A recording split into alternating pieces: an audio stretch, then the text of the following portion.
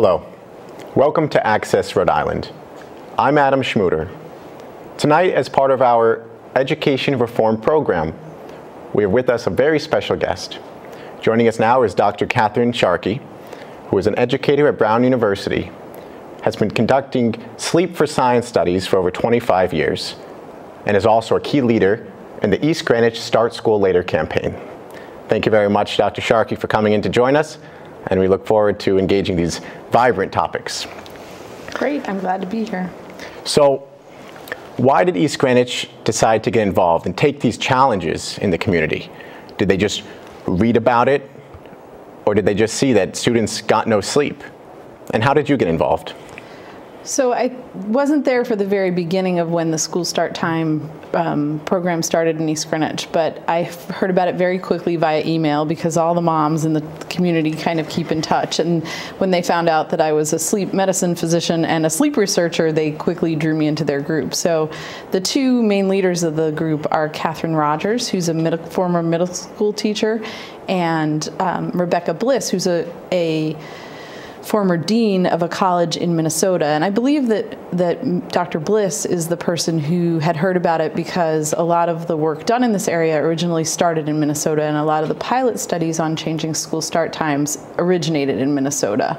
And so she's been very involved in education in our town and was looking for ways that East Greenwich could make positive changes that would actually impact the desired outcomes that I think all communities want their children to benefit from, like better grades and better health and better rankings in, ratings of schools. And so she started this groundswell of people who were eager to move the high school and middle school start times later in East Greenwich. So this is a national program. This is, you said, based in Minnesota. Is there any history behind this organization? Well, I think that there have been grassroots pockets. There have been people who've advocated in their communities. It's a loose organization, I would say. The StartSchoolLater.org group kind of provides background information for the different communities that want to implement these changes in their high schools and their middle schools. Of course, each town, it's going to be individualized because it's going to have its own pattern. That they're going to have to, family issues and school issues and extracurriculars and the kinds of things that they're going to have to deal with bus schedules in different communities. So although that organization is sort of a blanket for disseminating information and providing resources to parents and communities who want to make the change, it's not as though people in East Greenwich are sort of following a set so it's really prescription or something. It really is a grassroots. Absolutely. Oh, effort. Absolutely. This is people talking outside of a school committee meeting about what's best for our kids and what the educational data show. And we all feel, those of us who are involved, that this is a real opportunity to use what we know about science and biology to make a difference in our kids' education without too much investment from the community in terms of financial differences. I see. So your research shows that there is substantial evidence that provides, health benefits for, giving students enough sleep that, affects their performance in schools. There's a large body of research that, some of which I've been involved in, that shows us what the effects of sleep deprivation and not obtaining enough sleep are, both on children and teens and in adults. We know that children who don't get enough hours of sleep perform worse in school, which is obviously the most relevant issue for this particular topic, but they also have other poor outcomes. They're more likely to use substances. They're more likely to have impulsive behaviors, such as trying drugs that maybe they wouldn't try if they weren't sleep deprived. One of the key features of our brains that needs rest is something called the frontal lobe, which is in the front of our head, and that's kind of our executive functioning part of our brain that helps us make good decisions. And when we're sleep deprived, that part of the brain does not work as well, and in teenagers especially, that part of the brain is still developing and making connections with other parts of the brain. So you take a teen brain that's already only developing this kind of cognitive skill of making good decisions, and then you sleep deprive it, you're going to come up with worse outcomes. Other issues are increased risk of mood disorders like depression and anxiety. There's increased rates of suicide in children who have sleep deprivation, and also more car accidents and safety issues. So when you look at the body of evidence together, that's been really built over decades by many pediatric sleep researchers, including some at Brown University, particularly Mary Carskadden at Brown, we can see that these students can be vulnerable if they don't get enough sleep. Yeah, you know, that's not unheard of, that students don't get enough sleep. And it's not always has to do with the excitement levels in the classroom. There must be something to it, you know, because a lot of times students with their heavy course loads have to stay up late at night. And, you know, what does the biology say? Does the biology say that the students are up late because they have a lot of homework, or are they wired differently? So we think that developmental changes occur in sleep habits as children pass from being a sort of preteen in through the teen years and into adulthood. We think that the biological clock shifts, so they become more like night owls. The other thing is, once they experience that biological change, there's also behaviors that sort of keep them set at a later time point. So when we get light at night, for example, using a computer or a handheld device or the television, that light tends to push our body clocks later. So if you take a kid whose biology is already pushing them on the late side, and then you add light at night to stay up to do their challenging homework or be in a sport or be in another activity with friends, that's all sort of working against the child being able to, or the adolescent being able to get up at an early school start time. And then, so what happens is, of course, families for the most part, at least in the town I live in, make the kids get up, and what results is they have a real a development over time of a lot of sleep deprivation. So we've many of us have sort of spoken about this issue at the school committee meetings in our town, and a father brought up a really interesting example a couple of weeks ago about a young lady who he drives to jazz band every morning at 6:30 in the morning, and she estimates that when she finally gets her homework done, it's about midnight. So if she goes to bed at midnight and jazz band starts at 6:30, that's a 6.5 hour sleep opportunity. Now I'm sure this lovely young lady is going to take a shower and get ready for school. So now we're talking about, you know, maybe a 5.5 to 6 hour sleep opportunity, which is grossly inadequate for the brain of a 17 or 18-year-old. It's not adequate for an adult, for that matter. I mean, it's naysay to say that, you know, it's preferable to get 8 to 10 hours of sleep. And if the schools are pushing students to get 6 hours of sleep, you know, it's no surprise that, you know, they're sometimes not fully awake in the classroom. You mentioned that, you know, car accidents happen as a result of, you know, of prolonged wakefulness. I have here this graphic that shows that there is an impairment similar to that produced by alcohol. Could you please tell us any more about that? Sure. So this is a really interesting study. I don't know, can we show the graphic? Sure. That was done a few years ago, which compares the use of alcohol with sleep deprivation, basically. So in this study, they kept young adults, so these weren't even teenagers, they were young adults, awake in the laboratory and they would rate their sleepiness and measure some of their performance on a handheld device that is just simply a reaction time test. But the reaction time test has been tested in many sleep deprivation paradigms, and the precise measure that they measure on the test is what we call a lapse, which means that the person failed to respond at all. And we think that those lapses correlate pretty highly with things like fall asleep car accidents. So it only takes a second for you to miss something, and then, you know, you've driven off the road. And so this lapse measure is sort of widely respected measure. And so that's what they did in this study, is they measured lapses with sleep deprivation every hour, and in one group. And in the other group, they just gave them drinks every hour, alcohol drinks. And can I pick up the? Sure. So what you see here in the left panel is this is blood alcohol concentration on this x-axis, and so it's going up over time. And here is the worsening performance. So the performance, so higher is better performance. And what you can see is, not unexpectedly, as blood alcohol concentration goes up, performance goes down. Now on the right panel is the hours of sleep deprivation, and you can see that along here, so people are pretty well maintaining and not having a lot of these lapses until they're awake for about 16 hours. And then they start to drift down throughout the night until, after about 20 hours, they're equal to a blood alcohol level that is considered illegal in every state in the nation to drive under. So when we sleep deprive our kids, they can have a brain that's functioning about like if they were drinking alcohol.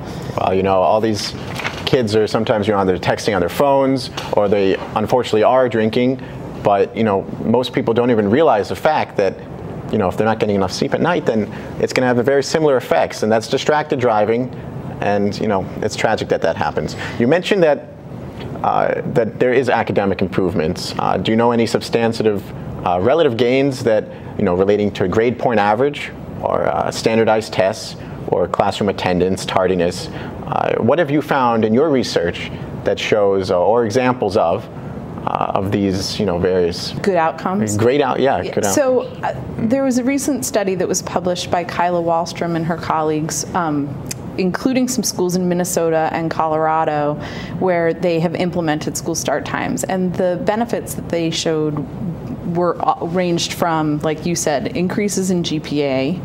They had much less tardiness. So before the school start times were implemented, they had 15% of kids would miss school at least once a week because they were oversleeping and not getting to school on time, and 10% each would fall asleep either in a morning class or an afternoon class. So these are kids that are clearly not getting what they need from school if they're falling asleep. And they found that these outcomes, like tardiness, like falling asleep in class, like a poor GPA went down. In one community, accident rates went down 6% just over the short time span they measured in kids ages 16 to 18. So they did this amazing retrospective study where they found all the traffic accidents attributed to 16 to 18-year-old kids in this town, and were able to show that the rate of those accidents went down. So there are a lot of benefits and one of the ways that we know these kids are experiencing so much sleep debt is they sleep in on weekends, and so one of the other things that can happen when they increase school start times is their biological clocks can get more back on track. So there's a better sense of well-being, a better health. They're trying to make up for lost time, but well, it sort of rights a wrong, if you will. When they're going to bed at midnight and getting up at 6, their body clock isn't sleeping at the right circadian time or the right biological time. And when they were able to lengthen the night by delaying the school start times, the kids were getting more sleep and they were no longer sort of out of phase with their own biology.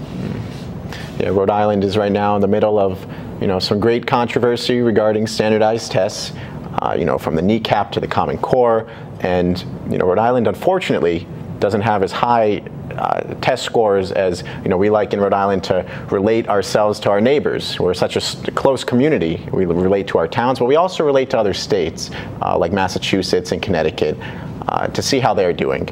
And like I said, our scores are not up to par with that. And even there was just this latest development where the State House had to forego not allowing students to graduate just a few weeks before they're supposed to graduate because of these, they didn't perform to the standard on these tests. This has a proven track record. We know this goes along with the biology, and when you implement it, in the communities that implement it, they across the board show increases in these meaningful outcomes, and so it sort of is a, why wouldn't we do this for our kids if we understand that this is going to make it better?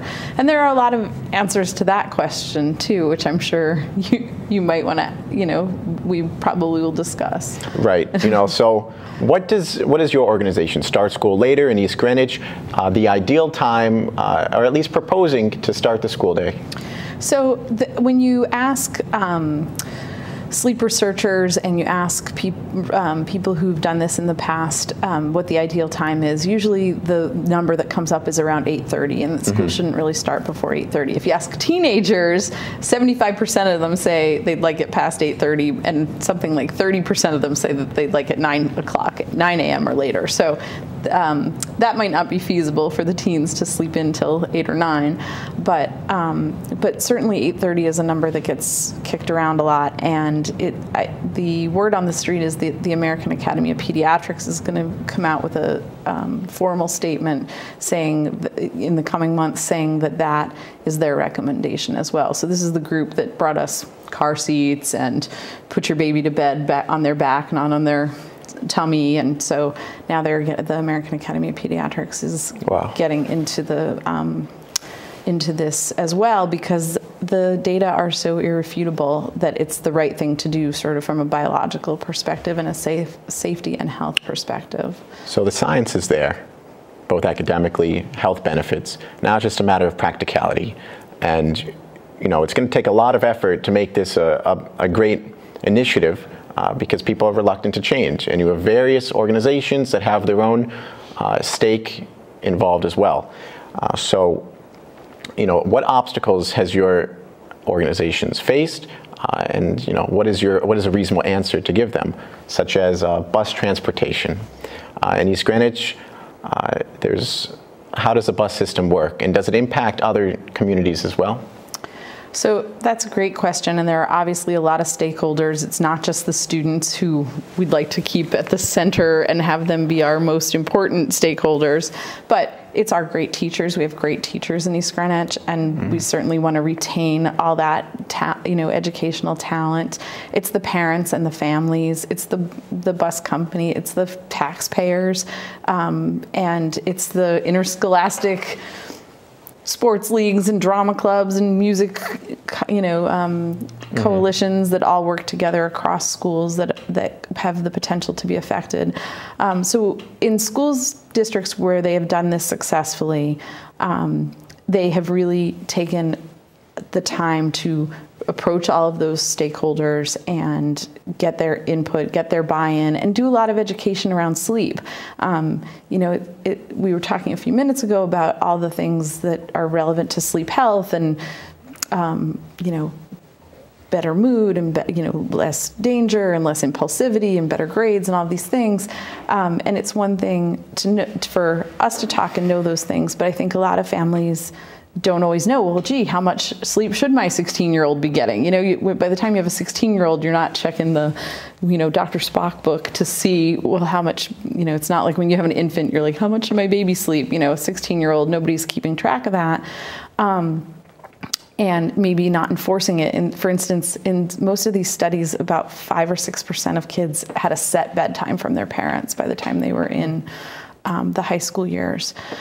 So part of it's going to be educating just about sleep and sleep health. I think that's really important. And that's not just the kids, but it's the parents, and it's not allowing us to move school start times just so that other things can even start earlier. I'm sure there are people who hear, ooh, school's not going to start till 8:30, and they think, great, we can have track practice at 6:30 now. That there are ways that people will want to work around. So it takes a community discussion. Well, sure, and it takes education about why it's important too. If the kids all just decide school's not going to start till 8:30, so I'm going to stay up later, then that defeats the purpose too. Does that make sense? So it's partly educating the kids about, we're not doing this so that you can stay up till 1 or 2. We're staying at.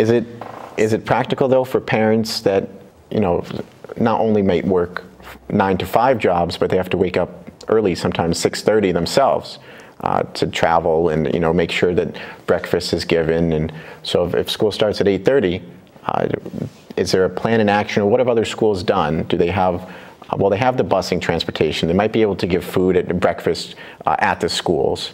But for parents that don't want to give their child, you know, as much alone time, you know, they might not want to send them off and then have to go off to work. They want to be able to go smoothly from, you know, from when they wake up, get their kid to school, get to work. Mm-hmm. So have you seen that that question come up? So, well, right, you asked before about when schools start now and what the busing is like now in East Greenwich. And right now there's a 3-tiered bus system. They're trying to move that to a 2, which means some kids are starting as early as 7:20, other kids are starting as late as 9:18 or 9:20, something like that. So there's a wide range because they go to all different schools. There's software that is incredible that can make every permutation of bus schedule that you ask it to, knows how many stops and how many kids and how old they are and so forth. So